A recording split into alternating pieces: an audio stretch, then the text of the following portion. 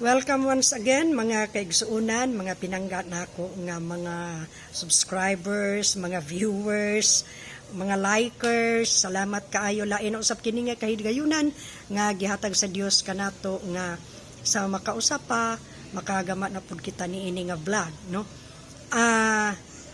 Ang title sa ato karon nga ang atong topic niini nga adlaw mao kanang the umang in us, the umang in us.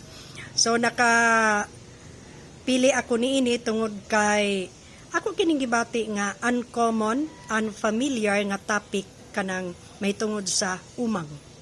Unsa ba ang relationship between sa kinaiya sa tawo ug sa umang? So mo kanay atong hisgutan karon niini nga adlaw niini ato nga vlog. Apan sa di pa ko malimot akong i-shout out og una ang akong duha ka igagaw nga mga gwapa. Si Lizelle Laranjo Duca, usa ka teacher kini siya. Kumusta diha Inday sa imong kinabuhi? Ug ang akong usa ka igagaw si Moriel Lim Saito sa Japan. Kumusta diha yet? Ito akong mga panghinaot nga okay lang gyud mo kaayo diha ni Takeshi ug ni EJ. O ingon man usab ni Lizelle ug sa iyang pamilya, no? So mi message man gud sila nako nga shout out pud me. So mo na man ako shout out ninyo. Ako mong giuna aron di ko malimot, no? And so atong hisgutan kining umang. Ako nisantop kini sa akong una while naglakaw bitaw ko, nagwalking ko sa beach. Actually ganahan ko maglakaw diya sa beach, mag barefoot dayon maglakaw. So usa sa akong nakitaan sa paglakaw-lakaw nako diha sa beach mao kanang kita bitaw ko og nindot jud kaayo nga painting or nindot kaayo nga design diha sa baybayon sa balas. So nakapangutana ko kinsa maning trabaho? Kibalo ko nga dili ni trabaho tawo. Kay lahi ra pud siya og beauty, no? So miingon ang ako ang sister-in-law nga trabaho na sa umang or kagang, pero more on umang, no? Kamong may ako nakita sa akong pag-research nga ang umang will leave tracks diha sa sun, no? So umang kana. So ang atong hisgutan ining kapunon mao ang umang, the umang in us. Sa akong research, akong nahibawan nga ang umang di ay is hermit crab in English. Hermit crab. Ang kagang, ghost crab. No? Correct me if I'm wrong, pero maunay akong nakita sa akong research. So, ang kinaiya sa umang, mangumang siya og balayan. Empty shell sa mollusk. Amot siya ng mollusk. Basta empty shell. Muna yung umangon. Ngano nga ang umang, mangumang, tungod kay dunay mga reason, no? Ang una, either hintambok na siya, mahuot na siya siyang balay, o maglisod na siya og lakaw. So, iyatong biyaan, mangumang na sa jaglain, lain nga shell, empty shell. So, ang lain pang rason, either naniwang siya, bugat niya't dadon ang iyang balayan. Because hermit crab meaning, kanimang iyang gikerry kanunay iyang balayan. So, munang mangumang siya, kung nanambok siya, or naniwang, bugat niya dadon ang mao nga shell. Either or. So, ingon ana no, ang kinaiya sa umang. Gawas sa iyang pagkamaayo mo draw, maayo mo paint on the sun. Akong na-reflect kini ang kinaiya usab sa tawo. Unsa ka no? Ang tawo mi-adapt sa kinaiya sa umang or ang umang maoy mi-adapt sa kinaiya sa tawo? Kay ang tawo umangira pod. Kusog pod mangumang. Pero mas ang tawo tingali mo mi-adapt sa kinaiya sa umang. Because ang hermit crab ila ng nature, no? God-given kana ila ang nature, ila ang kinaiya nga mao ginano mangumang sila because gikinahanglan sa ila ang pag-survive. Instinct kana nila, ila ang instinct, no? While ang tao lagi umangira og umangiro. Por iso man gani ginganlan nato ni atong topic ron og the umang in me, in us. So unsa may kinaiya sa umang, kanang mangumang kita og butang sa lain nga tawo. Nganong mangumang kita, simple lang ang tubag. Naibog kita sa butang sa lain nga tawo. So sa Bible ni ana gitawag kanang covetousness, no? And it is a sin. Kanang covetousness, kanang meaning ana niya, atong gikuha ang butang sa atong isig kaingon, sa atong silingan, sa atong mga paryente. Maunang umang. Kay numdum ko ni mama sa una, mingon na siya nga, agoy, nangumang naman po ka sa akong blouse. Or miingon ko nga, tsada lagi kag blouse ma, tsada kag bag ma. Mingon din siya, o imo na pong umangon. Inko, og ipaumang, umangon. Pero dili lang po. No? So, mukatawa siya. Mingon din siya nga, okay, sige. Imo na na, pwede mo na umangon. No? So, ang ginikanan, malipay kaayo anang ilabitang anak mangumang silang butang. No? Nga murag mingon sila, agoy, giumang naman po sa akong dalaga ang akong bag. Giumang na po sa akong ulitawo ang ako ang t-shirt baron, kay unisex naman ang t-shirt. Giumang naman po sa akong dalaga ang ako ang tsinelas or sapatos. So, mao ka na, no, ang tendency na to, mangumang gayod kita. So, ang ato ang pag-treat ni anang umang, labi na sa atong ginikanan, mura lang o, kanang friendly umang, kana patang matolerate ra nila, nga umangan sila sa ilang anak.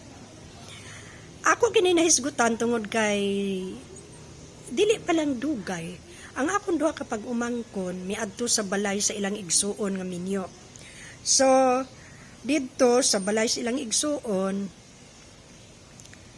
dunay collection nga tsinelas, no? Daghan kay collection sa tsinelas ang ilang igsuon. Mao kadto nga intentional or deliberately gisuot nila while dito sila sa balay og gidala. Kaduha man sila, ang usa midala, ang usa gidala. Paabot sa balay, pareho man sila tsinelas, inko nga, inyong mga tsinelas pareho. Di sa pud na, ingon din si ang usa. Ay, dito sa katads. Insya kaning ang usa, kaning ako tita, dili gini intentional nga akong kwaon. Na disgrasya lang kay nalimot ko og bilin dito siyang balay, so akong nadala. Pero kanang kang Brian, gidala gid na. Ug tuod man miabot na pud ang message, doon na message miabot. Hoy, inyong gidala nga akong tsinelas iuli na. Dayon wala man giuli, miingon na lang ang tag-iya.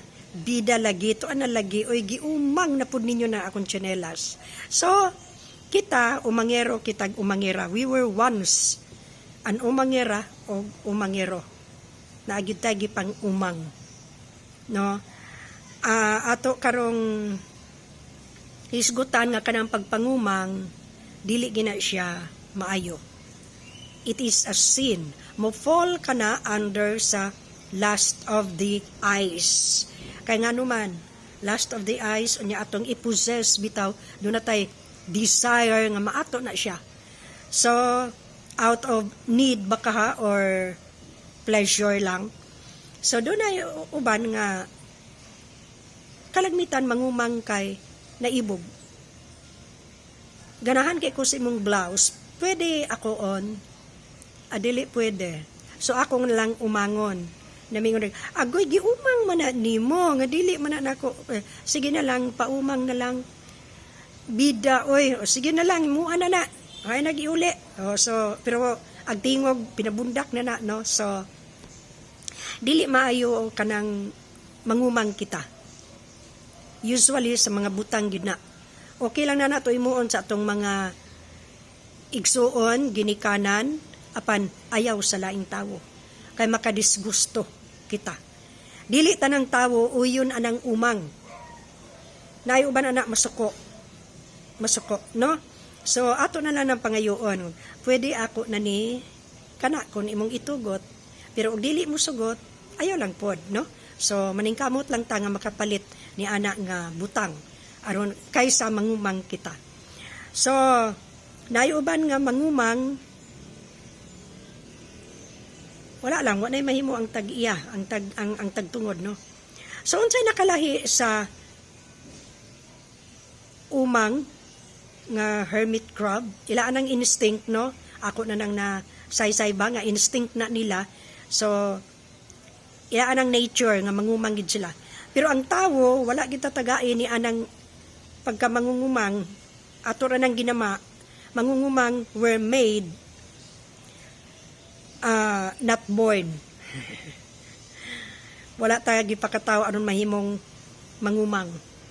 Gipakatawo kita aron mahimong matino, no? So ang nakalahi sa umang, medyo lighter lang na siya. Ang nakalahi sa umang, atong gikuha ang butang nga nahibalo ang tag-iya. I mean, nakakita siya nga gikuha or gigamit. Mingon lang din siya. Agoy, giumang naman po nang akong t-shirt or akong tsinelas. Nahala, may lang mingon og imo na na. Pero na may uban nga dili, hubuan na. Or so, inana, no? Ang kawat, wala kay balo ang tag-iya. Wala lang kay balo ang tag-iya. Nga gikuha. Or gitaguan ba, no? So, ingon ana na siya inana na kalahi. So, sala ka na. Covetousness ka na, no? Gi-mention ka na sa Bible sa 19 ka mga chapters.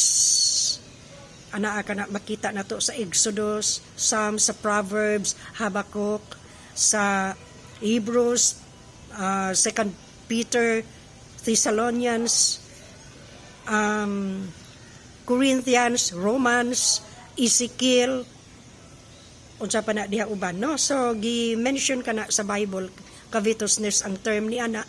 So that is a sin. Sa akong ginaingon, lust of the eyes kana. So kinahanglan ka na i-confess nato sa atong Ginoo. Unya dili na nato batasanon ng mangumang. Okay lang ang hulam. Pero og manghulam ang gani pod, iuli po nato. Gawas og mingon ang tag-iya, imuan na lang na, ayo na lang na pag-iuli, no? Kay napoy ubang mga tawo nga kung gisuol na sa ubang tawo, dili na sila ganahan anak pod musuol, no? So ihatag na lang. So okay kaayo na, no? Doon na po'y laing kinaiya pod sa tawo nga manghulam nato. Unya iuli ingnon ta nga ayo lang nag-isuol ha aron dili ko nila mahibaw-an nga nang hulam ra ko. Hala. Naa pod ina nang kinaiyahan, no? O lahi po na siya sa umang. Kaduha na po ko naka-experience ana nga dunay nang hulam na kog sinina, and then pag uli giingnan ko nga ayaw lang nag-isuol kay mahiingnon niya ko nila nga nang hulam ra ko nimo. Ano ba yan? So naay mga tao nga ingon ana, no?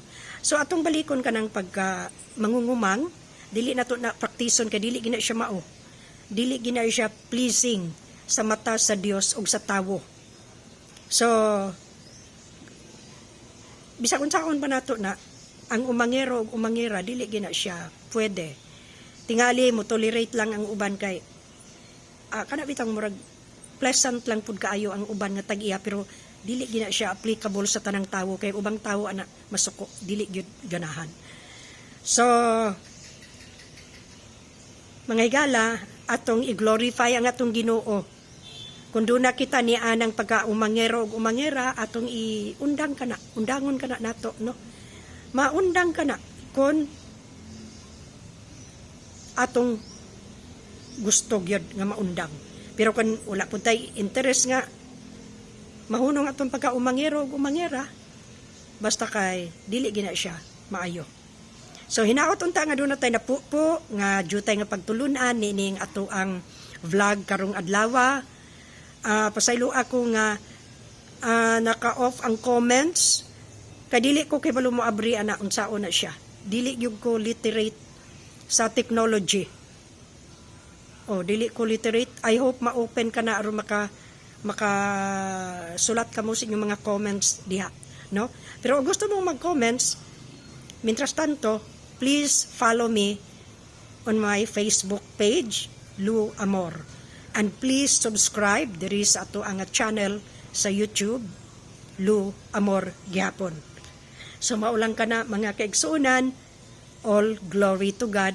Ako mga pag-ampo nga peace kay ang atong tagsa-tagsa kapanglawas, unya doon na kitay strength, doon na kitay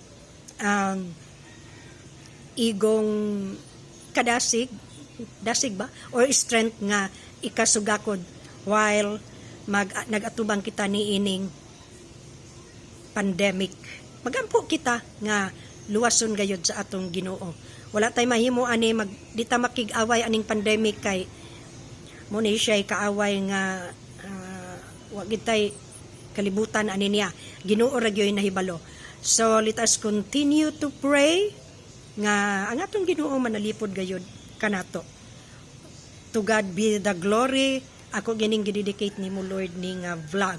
Salamat kaayo sa imong nga kaayo, sa imong nga gugma, sa imong encouragement usab. So bye for now and God bless us all.